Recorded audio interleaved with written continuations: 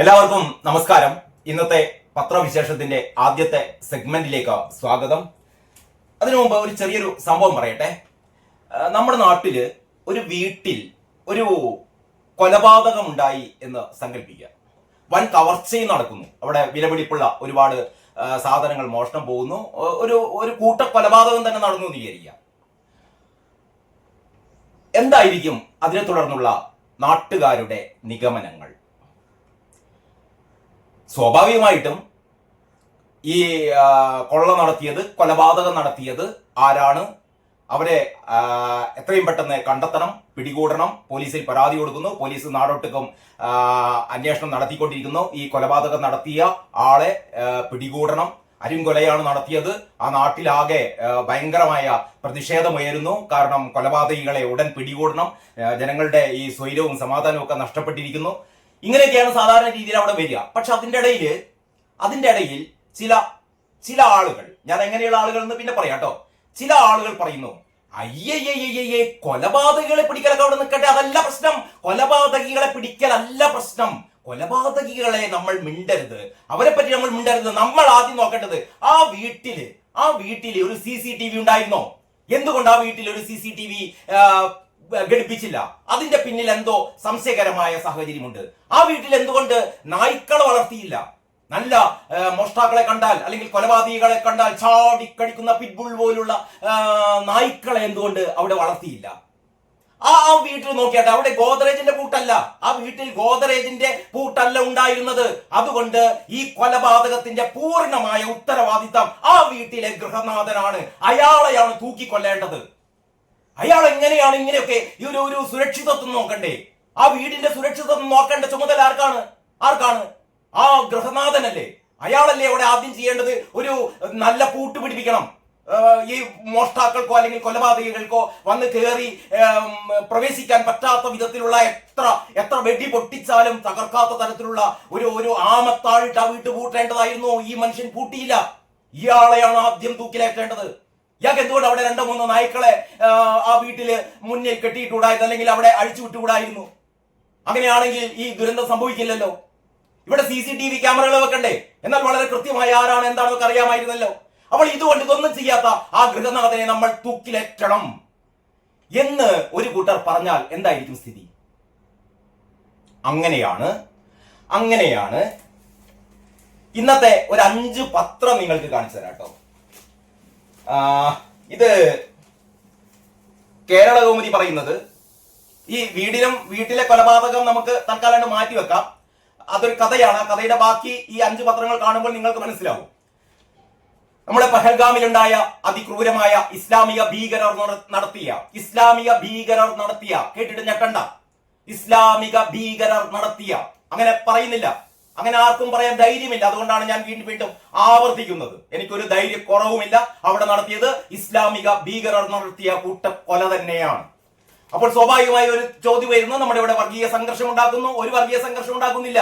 കാരണം ഹിന്ദുക്കളും ക്രിസ്ത്യാനികളും മുസ്ലിമുകളും ഒക്കെ വളരെ സൗഹാർദ്ദത്തോടെ ജീവിക്കുന്ന സ്ഥലമാണ് നമ്മുടെ രാജ്യം, നമ്മുടെ സംസ്ഥാനം. ജമ്മു കാശ്മീരാണെങ്കിൽ അവിടെ അങ്ങനെ. പക്ഷേ ഇതൊന്നും വകവെക്കാതെ ഇത്തരത്തിലുള്ള സൗഹൃദങ്ങളൊക്കെ നശിപ്പിക്കാൻ വേണ്ടിയിട്ട് ഇറങ്ങിപ്പുറപ്പെട്ട പാകിസ്ഥാന്റെ സഹായത്തോടെ അല്ലാതെയോ ഇസ്ലാമിക ഭീകരവാദം തലക്ക് പിടിച്ച, അല്ലെങ്കിൽ ഇസ്ലാമിക ദർശനങ്ങൾ, ഇസ്ലാമിക ഡോക്ട്രിൻസ്, ഇസ്ലാമിക തത്വങ്ങൾ തലക്ക് പിടിച്ച് ഈ ഇസ്ലാമിക രാഷ്ട്രം സ്ഥാപിക്കണം, ഇതിനു വേണ്ടിയിട്ട് ഇവിടുത്തെ ഹൈന്ദവ വംശഹത്യ നടത്തണം എന്നൊക്കെ കരുതിയ ആൾക്കാർ നടത്തുന്ന, ഭീകരന്മാർ നടത്തുന്ന ഇത്തരത്തിലുള്ള അരുംകൊല്ലകളെ മുസ്ലിം ഭീകരർ, ഇസ്ലാമിക ഭീകരർ എന്നല്ലാതെ പിന്നെ മറ്റൊരു വാചകം അതിൽ പറയാനില്ല. അതുകൊണ്ടാണ് ഞാൻ ആവർത്തിക്കുന്നത്. കേരള കൗമുദി പറയുന്നു, യുദ്ധസന്നാഹം, രാജ്യത്താകെ യുദ്ധസന്നാഹമാണ്. പാക് ഭീകരത അടിച്ചമർത്താൻ ഇന്ത്യ. വൻ വ്യോമാഭ്യാസവുമായി ഇന്ത്യ കരസേനാ മേധാവി കാശ്മീരിലേക്ക് എന്നാണ് ഏറ്റവും പ്രധാനപ്പെട്ട തലക്കെട്ട് കേരള കൗമുദി കൊടുത്തിരിക്കുന്നത്.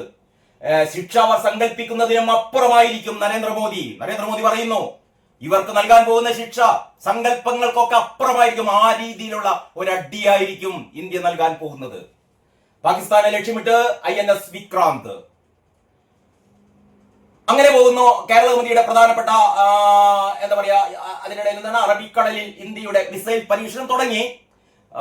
ഈ ഭീകരവാദത്തെ അമർച്ച ചെയ്യാൻ വേണ്ടിയിട്ട് അല്ലെങ്കിൽ ഭീകരവാദികളെ പിടികൂടാൻ വേണ്ടിയിട്ട് ഭീകരവാദികളെ ഉന്മൂലനം ചെയ്യാൻ വേണ്ടിയിട്ടുള്ള ഒരു ഒരുക്കത്തിലാണ് ഇന്ത്യ എന്നുള്ള വളരെ പോസിറ്റീവായ വളരെ നമുക്കൊക്കെ ആത്മാഭിമാനം നൽകുന്ന ആ പഹൽഗാമിൽ വീണ നിരപരാധികളുടെ ചോരയ്ക്ക് മറുപടിയായി ഇങ്ങനെ തന്നെയാണ് നൽകേണ്ടത് എന്ന് പറയുന്ന നമ്മുടെ ഒരു ആത്മവീര്യം വർദ്ധിപ്പിക്കുന്ന തലക്കെട്ടുകളാണ് കേരള കൗമുദി നൽകിയത്.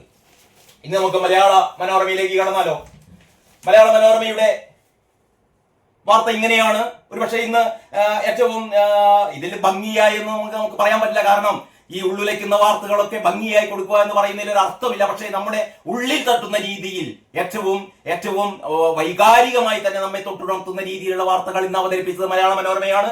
മലയാള മനോരമ 2 പടങ്ങൾ ഇങ്ങനെ കൊടുത്തിട്ടുണ്ട് കേട്ടോ. ഒന്ന് ആരാണ് എന്ന് നമുക്കറിയില്ല. ക്യാപ്ഷൻ ഇങ്ങനെയാണ് കൊടുത്തത്: കണ്ണീരോർമ്മയിൽ പഹൽഗാം ഭീകരാക്രമണത്തിൽ കൊല്ലപ്പെട്ട രാജസ്ഥാൻ സ്വദേശി നീരജ് ഉദ്ധാനിയുടെ സംസ്കാരം ജയ്പൂരിൽ നടക്കുമ്പോൾ വിതുമ്പുന്ന ഒരു ബന്ധുവിന്റെ ചിത്രമാണ്. ആ ബന്ധു ആര്, അവരുടെ പേരൊന്നുമില്ലെങ്കിലും ആ ബന്ധുവിന്റെ മുഖം, അവരുടെ ഭീതി, അവരുടെ നിസ്സഹായത, അവരുടെ സങ്കടക്കെട്ട് അതൊക്കെ പ്രകടമാക്കുന്ന ഒരു നമ്മുടെ നെഞ്ചിലേക്ക് ഇങ്ങനെ വെടിയുണ്ട പോലെ ആഴ്ന്നിറങ്ങുന്ന ഒരു പടമാണ് മനോരമ കൊടുത്തത്. അതേപോലെ തന്നെ വലതുഭാഗത്ത് ആരതി എന്ന് പറയുന്നത് മലയാളിയായ എൻ രാമചന്ദ്രന്റെ മകൾ, നമ്മുടെ എടപ്പള്ളി സ്വദേശിയായ എൻ രാമചന്ദ്രന്റെ മകൾ ആരതി മേനോന്റെ അവര് അച്ഛനെ എങ്ങനെയാണ് ഇസ്ലാമിക ഭീകരർ കലീമ ചൊല്ലാൻ പറഞ്ഞു. ആരതി പറയുന്നു, അച്ഛനോട് കലീമ ചൊല്ലാൻ പറഞ്ഞു. കലീമ ചൊല്ലാൻ അച്ഛൻ അറിയില്ലല്ലോ, അച്ഛൻ കലീമ പഠിച്ചിട്ടില്ലല്ലോ. ഇതാണ് ഭീകരർ. ഇത് മുസ്ലിമാണോ, ഇയാൾ മുസ്ലിമാണോ അല്ലയോ എന്ന് പരിശോധിക്കാൻ വേണ്ടിയിട്ട് ഈ ഭീകരർ ഈ മനുഷ്യനോട് പറയാണ് കലീമ ചൊല്ലാൻ. എന്ത് കലീമ ചൊല്ലാൻ പറ്റാത്ത ആ നിമിഷം വെടിവെച്ചു കൊല്ലുകയാണ്. ഇതാണ് നമ്മുടെ ദേശാഭിമാനി ഉൾപ്പെടെയുള്ള പത്രങ്ങൾ അല്ലെങ്കിൽ സഖാക്കൾ, അന്തംഗമികൾ, സുഡാപ്പികളൊക്കെ പറയുന്നത് അങ്ങനെയൊന്നും സംഭവിച്ചിട്ടില്ല, അവിടെ ആരോടും മതം ചോദിച്ചിട്ടൊന്നുമില്ല, അതൊക്കെ വെറുതെ പറയുന്നതാണ്. പക്ഷെ ഇതാ ആരതി തന്നെ പറയുന്നു. ആരതിയുടെ വാക്കുകൾ പക്ഷെ ഇവർക്ക് നിഷേധിക്കാൻ പറ്റില്ല കേട്ടോ. കാരണം ആരതി ഇവിടെ പറയുന്ന വേറൊരു കാര്യമുണ്ട്. എന്നെ അവിടെ നിന്ന് രക്ഷിച്ചത് കാശ്മീരി സ്വദേശികളായ 2 മുസ്ലിം യുവാക്കളാണ്, എന്റെ സഹോദരന്മാരാണ്, സഹോദരരെ പോലെയാണ്, എന്റെ അനിയന്മാരെ പോലെയാണ് അവരെന്നെ രക്ഷിച്ചത് എന്നൊക്കെ ആരതി പറയുന്നുണ്ട്. അങ്ങനെ ആരതിയുടെ വാക്കുകൾ കൊണ്ടാടപ്പെടുന്നവർ അതിനുശേഷം ആരതി പറയും, അല്ലെങ്കിൽ അതിന് തൊട്ടു മുമ്പാണ് കേട്ടോ ആരതി പറയുന്നത്, എന്റെ പിതാവിനെ അവർ വെടിവെച്ചിട്ടത് മതം നോക്കി തന്നെയാണ് എന്ന് വളരെ കൃത്യമായി ആരതി പറയുന്നുണ്ട്. അതുകൊണ്ട് ആരതിയുടെ വാക്കുകൾ നിഷേധിക്കാൻ പറ്റില്ല. ഒന്നുകിൽ ആരതി പറഞ്ഞ മറ്റതും നിഷേധിക്കണം. അതേതായാലും ഇവര് വാഴ്ത്തുകയാണല്ലോ. കാരണം കാശ്മീരിൽ തന്നെ രക്ഷിച്ചത് അവിടുത്തെ 2 മുസ്ലിം യുവാക്കളാണ് എന്നുള്ളത് ഇതിലൊരു അത്ഭുതമൊന്നുമില്ല. കാരണം കാശ്മീരിൽ ഹിന്ദു മുസ്ലിം മൈത്രി അവർ വളരെ സന്തോഷത്തോടെ അല്ലെങ്കിൽ വളരെ സൗഹാർദ്ദത്തോടെ അവിടെ കഴിയുന്ന ഒരുപാട് പേരുണ്ട്. അവിടുത്തെ ജനങ്ങൾ അങ്ങനെയാണ്. തീവ്രവാദം ഇനി അവിടെ വരില്ല, അവിടെ മുളപൊട്ടില്ല എന്ന് ആഗ്രഹിച്ചുകൊണ്ട് ഹിന്ദുവും മുസൽമാനും വളരെ സൗഹാർദ്ദത്തോടെ കഴിയുന്ന നാട്ടിൽ തീർച്ചയായും ഇവരുടെ കൂടെ ഇവരെ സഹായിക്കാൻ വേണ്ടിയിട്ട് മുസ്ലിം യുവാക്കളെത്തും. ഇതിൽ വലിയ അത്ഭുതമൊന്നുമില്ല. പക്ഷേ കലീമ ചൊല്ലാൻ പറഞ്ഞുകൊണ്ട് കലീമ ചൊല്ലിയില്ല എന്നുള്ളത് കൊണ്ട് ഇയാൾ മുസ്ലിം അല്ല എന്ന് വ്യക്തമായതോടെ വെടിവെച്ചിട്ടു തന്റെ അച്ഛനെ നാരദി പറയുമ്പോൾ അതൊക്കെയാണ് നമ്മുടെ മനസ്സിലേക്ക് നിറഞ്ഞു വരുന്നത്. അപ്പോഴാണ് നമ്മൾ ഈ ഭീകരതയ്ക്ക് പിന്നിൽ മതം പറയാൻ പാടില്ല, ഭീകരവാദികളുടെ മതം ചോദിക്കാൻ പാടില്ല എന്ന് പറയുന്ന തൊടുന്യായം പറയുന്നത്. അപ്പൊ ഏതായാലും അച്ഛനെ വെടിവെച്ചിട്ട തോക്കിൻമുനയിൽ നിന്ന് മക്കളുടെ കൈപിടിച്ചോടി എന്ന തലക്കെട്ടാണ് മനോരമ കൊടുത്തത്. രാഹുൽ ഇന്ന് കാശ്മീരിൽ പോകുന്നുണ്ട്. ഈ കണ്ണീരിന് മറുപടി ഉറപ്പ് പ്രധാനമന്ത്രി. അതാണ് മനോരമ മെയിൻ സ്റ്റോറി ആക്കിയത്. ഈ കണ്ണീരിന് മറുപടി ഉറപ്പ് പറയുന്നത് മോദിയാണ്. അമിത്ഷായുണ്ട്, രാജ്നാഥ് സിംഗ് ഉണ്ട്, അജിത് ഡോവൽ ഉണ്ട്. അപ്പോൾ തീർച്ചയായും പാകിസ്ഥാനെ കാത്തിരിക്കുന്നത് ഒരു വലിയ അടിയായിരിക്കുമെന്ന് ഏതാണ്ട് ഉറപ്പാണ്. ആ രീതിയിലാണ് മലയാള മനോരമ ഈ വാർത്ത കൊണ്ടിരിക്കുന്നത്. നമുക്ക് മാതൃഭൂമി ഒന്ന് നോക്കാം.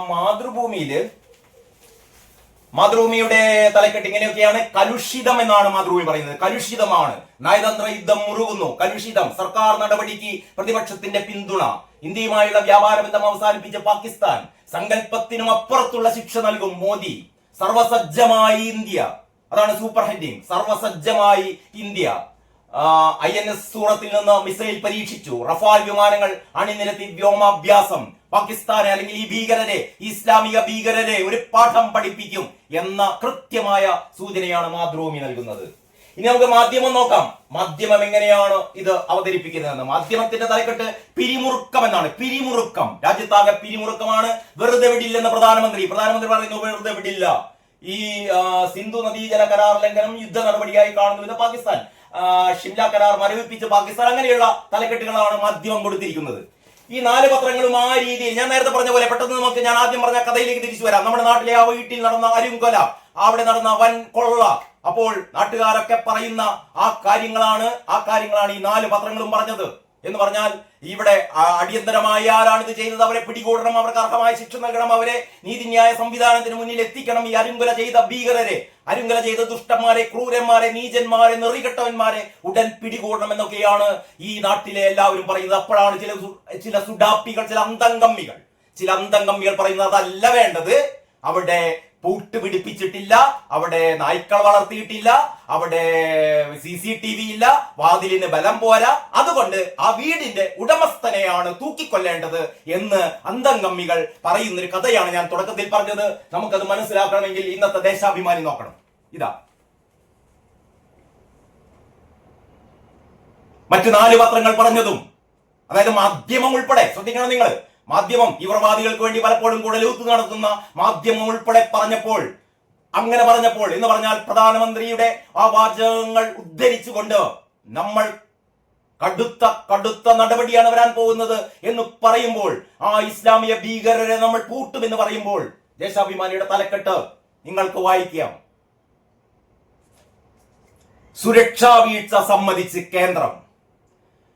സുരക്ഷാ വീഴ്ച സമ്മതിച്ച് കേന്ദ്രം. കേന്ദ്രം പറയാണത്രേ സുരക്ഷാ വീഴ്ചയുണ്ടായി. കുറ്റമാർക്കാണ്? കുറ്റം കേന്ദ്രത്തിന്. ഇസ്ലാമിക ഭീകരരെ കുറിച്ച് ദേശാഭിമാനി മിണ്ടുന്നില്ല. അവിടെ അരുംകൊല ചെയ്ത 26 ഹൈന്ദവരെ, അതിലൊരു കുതിരക്കാരനും ഉൾപ്പെട്ടിട്ടുണ്ട് കേട്ടോ. ഇവരെ രക്ഷിക്കാൻ വേണ്ടി ശ്രമിച്ച, അല്ലെങ്കിൽ തോക്ക് പിടിച്ചു വാങ്ങിയ ഒരു കുതിരക്കാരനായ ഒരു മുസ്ലിം ഉൾപ്പെടെ അവിടെ മരണമടഞ്ഞിട്ടുണ്ട്. ബാക്കിയുള്ള മുഴുവൻ ഹൈന്ദവരെ തിരഞ്ഞു പിടിച്ച് കൂട്ടക്കശാപ്പ് ചെയ്തതിനെ ന്യായീകരിച്ചുകൊണ്ട് ദേശാഭിമാനി എഴുതുന്നു, എന്താണ്, സുരക്ഷാ വീഴ്ച സമ്മതിച്ച് കേന്ദ്രം. മറ്റൊരു പത്രം ഇങ്ങനെ പറഞ്ഞിട്ടില്ല. പ്രതിപക്ഷം എന്താ പറയാ, സർവകക്ഷി യോഗത്തില് പ്രതിപക്ഷം ആരോപിക്കുന്നുണ്ട് സുരക്ഷാ വീഴ്ച എന്ന്. പ്രതിപക്ഷം ആരോപിക്കുന്നുണ്ട് അവിടെ സുരക്ഷാ വീഴ്ചയുണ്ടായെന്ന്. അതല്ലാതെ പ്രധാനമന്ത്രിയോ ആഭ്യന്തരമന്ത്രിയോ രാജ്യരക്ഷാ മന്ത്രിയോ അല്ലെങ്കിൽ അജിത് ഡോവൽ പോലുള്ള ഇതിന്റെ ഉന്നത തലത്തിലിരിക്കുന്ന ഉപദേഷ്ടാക്കളോ ഒന്നും തന്നെ ഇത് ഞങ്ങൾക്ക് സംഭവിച്ച, അല്ലെങ്കിൽ കേന്ദ്രത്തിന് സംഭവിച്ച സുരക്ഷാ വീഴ്ച എന്ന് പറയുന്നില്ല. ഞാൻ നേരത്തെ പറഞ്ഞ പോലെ, വീട്ടിൽ ഒരു കൊലപാതകം നടന്നാൽ, കൊള്ള നടന്നാൽ, ആ വീട്ടിലെ പൂട്ട് ഗോദ്രേജിന്റേതാണോ, അവിടെ പിറ്റ്ബുള്ളിനെ വളർത്തിയിട്ടുണ്ടോ, അൾസേഷനെ വളർത്തിയിട്ടുണ്ടോ, അവിടെ CCTV എത്ര എണ്ണം വെച്ചു എന്നൊക്കെ നോക്കിക്കൊണ്ട് ഇതിനൊന്നും ചെയ്യാത്തത് കൊണ്ട് ആ വീട്ടുടമസ്ഥനെ തൂക്കിലേറ്റു. അല്ലാതെ അവിടെ കൊള്ള നടത്തിയ ആൾക്കാരെ നമ്മൾ മിണ്ടാൻ പഠിച്ച, അത് ഇങ്ങനെയൊക്കെ ആയതുകൊണ്ടല്ലേ കൊള്ള നടത്തിയത് എന്ന് ചോദിക്കുന്ന നെറികെട്ട നിരീക്ഷണം ഈ പത്രം നടത്തുന്നു. ഇതാണ് ഞാൻ ആദ്യത്തെ ഒരു വീഡിയോയിൽ പറഞ്ഞിരുന്നു. അതായത് യഥാർത്ഥത്തിൽ നമ്മൾ പാകിസ്ഥാനെ അല്ല അന്വേഷിച്ചു പോകേണ്ടത്. പാകിസ്ഥാന്റെ ഭാഗത്ത് നിന്നുള്ള സഹകരണം അല്ല നമ്മൾ അന്വേഷിച്ചു പോകേണ്ടത്. യഥാർത്ഥ പ്രതികൾ നമ്മുടെ ചുറ്റിലുമുണ്ട്. ഇത്തരക്കാരെ പാലൂട്ടുകയാണ് ഈ പത്രം. സുരക്ഷാ വീഴ്ച സമ്മതിച്ച് കേന്ദ്രം. കള്ള വാർത്ത എന്ന് പറഞ്ഞാൽ മറ്റൊരു പത്രവും ഇങ്ങനെ കൊടുത്തിട്ടില്ല.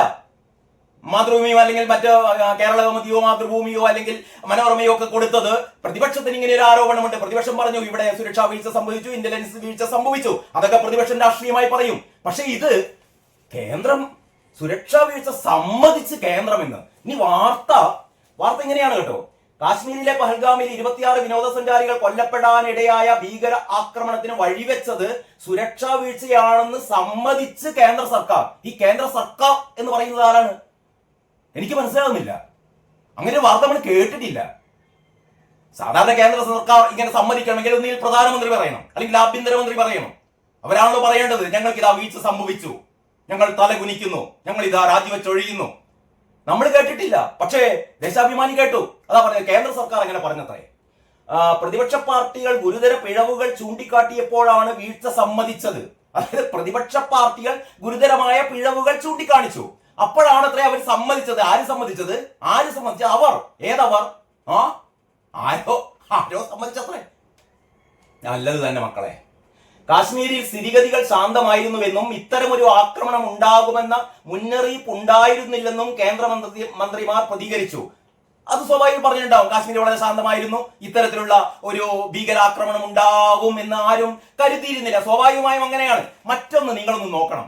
അമേരിക്കയിൽ ഏറ്റവും അധികം സുരക്ഷാ സംവിധാനങ്ങളൊക്കെ ഒരുക്കിയുള്ള അമേരിക്കയിൽ നടന്ന ആ 2 ടവറുകൾക്ക് നേരെ നടന്ന നമ്മുടെ ലാദന്റെ നേതൃത്വത്തിൽ അൽ-ഖ്വയ്ദയുടെ നേതൃത്വത്തിൽ നടന്ന ആ 2 കെട്ടിടങ്ങൾ, ആ 2 അമ്പരചുംബികൾ ഇടിച്ചിട്ടുകൊണ്ട് നടന്ന ഏറ്റവും വലിയ ആയിരങ്ങൾ മരണമടഞ്ഞ ആ ഭീകര ആക്രമണം, എന്താ അമേരിക്കക്ക് എന്താ സുരക്ഷാ വീഴ്ചയുണ്ടായോ? ഇസ്രയേൽ മൊസാദ് എന്ന് പറഞ്ഞാൽ നമുക്കറിയാം, ഏറ്റവും ലോകത്ത് മൊസാദിനെ പോലെ അങ്ങനെയുള്ള ഒരു ചാരസംഘടന, അത്രയും സൂക്ഷ്മമായി കാര്യങ്ങൾ കണ്ടുപിടിക്കുന്ന ഒരു ചാരസംഘടന ലോകത്തില്ല എന്നാ പറയാം, മൊസാദിനെ പോലെ ഇസ്രായേലിന്റെ. മാത്രമല്ല, ഇസ്രായേലിലേക്ക് ഒരു റോക്കറ്റ് പോലും കടന്നു വീഴില്ല. കാരണം അവിടുത്തെ അയൺ ഡോമുകൾ, ചുറ്റും വിന്യസിച്ചിരിക്കുന്ന മിസൈലുകളെ ആകാശത്ത് വെച്ച് തന്നെ കത്തിച്ചു കളയുന്ന അയൺ ഡോമുകളൊക്കെയുള്ള ഏറ്റവും സുരക്ഷിതമായ ഇസ്രായേൽ. 2023 ഒക്ടോബർ 28 ഹമാസ് ഭീകരർ എന്ത് ചെയ്തെന്ന് പറയാം, അവിടെ കടന്നു ചെന്നിട്ട് അവിടെ സംഗീത നിശ നടന്ന വേദിയിൽ ചെന്നിട്ട് 1400ഓളം പിഞ്ചു കുട്ടികളെ, സ്ത്രീകളെ, മറ്റു ആളുകളെ കഴുത്തരിഞ്ഞുകൊണ്ട് വെടിവെച്ചിട്ടുകൊണ്ട് മിസൈൽ ആക്രമണത്തിലൂടെ കൊന്നു തള്ളിയത്. എന്തേ ഇസ്രായേലിന് സുരക്ഷാ വീഴ്ചയുണ്ടായില്ലേ? ഒന്നും പോട്ടെ, നമ്മുടെ നാട്ടിൽ ഇന്ദിരാഗാന്ധി വധിക്കപ്പെട്ടത് എങ്ങനെയാണ്? പ്രധാനമന്ത്രിയായിരുന്ന ഇന്ദിരാഗാന്ധി വധിക്കപ്പെട്ടത് സ്വന്തം അംഗരക്ഷകരാൽ ആയിരുന്നു. രാജീവ് ഗാന്ധി കൊല്ലപ്പെട്ടത് ഇലക്ഷൻ പ്രചാരണത്തിനിടെ, അറിയാലോ, സൂയിസൈഡ് ബോംബർ പൊട്ടിത്തെറിച്ചിട്ട് കൊല്ലപ്പെട്ടത്. ഇതൊന്നും ഈ തരത്തിലുള്ള ഭീകര ആക്രമണങ്ങളെ എന്ത് സുരക്ഷാ സംവിധാനങ്ങൾ ഉപയോഗിച്ചാലും നമുക്ക് 100% പഴുതടച്ച് നമുക്ക് മുന്നോട്ട് പോകാൻ പറ്റില്ല. 100% സുരക്ഷിതത്വം ഉറപ്പാക്കിക്കൊണ്ട് എങ്ങനെയാണ് ഇന്നത്തെ കാലത്ത് ഒരു സർക്കാരിന് പ്രവർത്തിക്കാനാവുക? ഏത് ഭാഗത്തുകൂടെ ഏത് രീതിയിൽ എങ്ങനെ ആക്രമണം വരുമെന്നാണ് കരുതേണ്ടത്. അപ്പൊ ഞാൻ പറഞ്ഞുകൊണ്ട് വരുന്നത്, നമുക്ക് വിമർശിക്കാം, നമുക്ക് രാഷ്ട്രീയമായി മോദി വിമർശിക്കാം, രാഷ്ട്രീയമായി BJPയെ വിമർശിക്കാം, രാഷ്ട്രീയമായി സംഘപരിവാറിനെ വിമർശിക്കാം, സുഡാപ്പികളും അന്തംഗമികളൊക്കെ ചെയ്യട്ടെ. പക്ഷെ അതിനൊരു മാന്യത വേണം. ഞാൻ നേരത്തെ പറഞ്ഞ പോലെ അരുംകൊല നടത്തിയ കൊലപാതകികളെ കുറിച്ച് മിണ്ടാതെ സുരക്ഷിതത്വമാണ് പ്രശ്നം, നിങ്ങൾ വേണ്ട പോലെ സുരക്ഷിതത്വം നൽകിയില്ല എന്ന് പറയുന്നത് തെമ്മാടിത്തമാണ്. അതല്ലാതെ ഒന്നുമില്ല. അതാണ് ഇത്. സുരക്ഷാ വീഴ്ച സമ്മതിച്ച് കേന്ദ്രം. മുസാഫിർ സമീർ അവരെന്റെ കൂടപ്പിറപ്പുകൾ. എൻ രാമചന്ദ്രന്റെ മകൾ ആരതി പറയുന്നു, മുസാഫിർ സമീർ അവരെന്റെ കൂടപ്പിറപ്പുകൾ. ഇതാണ് തലക്കെട്ട്. ഇതിന്റെ ഉള്ളിൽ ദേശാഭിമാനം ഏതായാലും അബദ്ധത്തിൽ വന്ന് സംഭവിച്ചാണെന്ന് അറിയില്ല. കലീമ ചൊല്ലാൻ പറഞ്ഞു, കലീമ ചൊല്ലാത്തത് കൊണ്ടാണ് എന്റെ അച്ഛനെ വെടിവെച്ച് വന്നത് എന്ന് ആരതി പറയുന്ന ഒരു വാചകം ഇതിന്റെ ഇടയിൽ കുടുങ്ങിപ്പോയിട്ടുണ്ട് കേട്ടോ. ഒരുപക്ഷെ അതിൽ ചേർത്ത ആ സബ് എഡിറ്ററെ ചിലപ്പം ഇന്ന് പിണറായി വിജയന്റെ നേതൃത്വത്തിലുള്ള, പി രാജീവിന്റെ നേതൃത്വത്തിലുള്ള, അല്ലെങ്കിൽ പുത്തലത്ത് ദിനേശന്റെ നേതൃത്വത്തിലുള്ള ഈ സന്നദ്ധ ഭടന്മാർ വെടിവെച്ചിട്ടുണ്ടാവും ചിലപ്പം. അങ്ങനെയൊന്നും പറയാൻ പാടില്ല. അത് നമ്മൾ അങ്ങനെ പറയരുത്. കാരണം നമ്മൾ ആർക്കൊപ്പമാണ്? ഞാൻ പറയുന്നില്ല ബാക്കി. അപ്പോൾ ഈ ആദ്യത്തെ വീഡിയോ ഞാൻ ഇവിടെ അവസാനിപ്പിക്കുകയാണ്. ഇതാണ് കൂട്ടരെ ഞാൻ പറയുന്നത്. നമ്മൾ പ്രതികളെ അന്വേഷിച്ച് പാകിസ്ഥാന്റെ മേലെ കുതിര കയറല് പിന്നെ ആവട്ടെ. ആദ്യം നന്നാക്കേണ്ടത് ഇവിടത്തെ ഇതുപോലുള്ള മാധ്യമ ചെറ്റകളെയാണ്. ദേശാഭിമാനി പോലുള്ള, കൈരളി ചാനൽ പോലുള്ള, മീഡിയ വൺ പോലുള്ള രാജ്യദ്രോഹ പ്രവർത്തനം നടത്തുന്ന ഇനിയുണ്ട് പറയാൻ. ഇന്നലത്തെ ദേശാഭിമാനിലെ എഡിറ്റോറിയൽ, ഇന്ന് ഒരു എം.എൽ.എ രാജ്യവിരുദ്ധ പ്രസ്താവന നടത്തിയതിന്റെ പേരിൽ അറസ്റ്റ് ചെയ്തിട്ടുണ്ട് ആസാമിൽ. ഏതാണ്ട് ആ രീതിയിലാണെങ്കിൽ 4 പ്രാവശ്യം ഇവിടെ ഈ ദേശാഭിമാനിയുടെ നടത്തിപ്പുകാർ അറസ്റ്റ് ചെയ്യേണ്ടതാണ്. കാരണം ഇന്നലത്തെ എഡിറ്റോറിയൽ ആ തരത്തിലുള്ളതായിരുന്നു. ഞാൻ അടുത്ത വീഡിയോയിൽ ഞാൻ അത് പറയാം. ഏതായാലും ആദ്യത്തെ വീഡിയോയുടെ അവസാനിപ്പിക്കുന്നു. എല്ലാവർക്കും നന്ദി, നമസ്കാരം.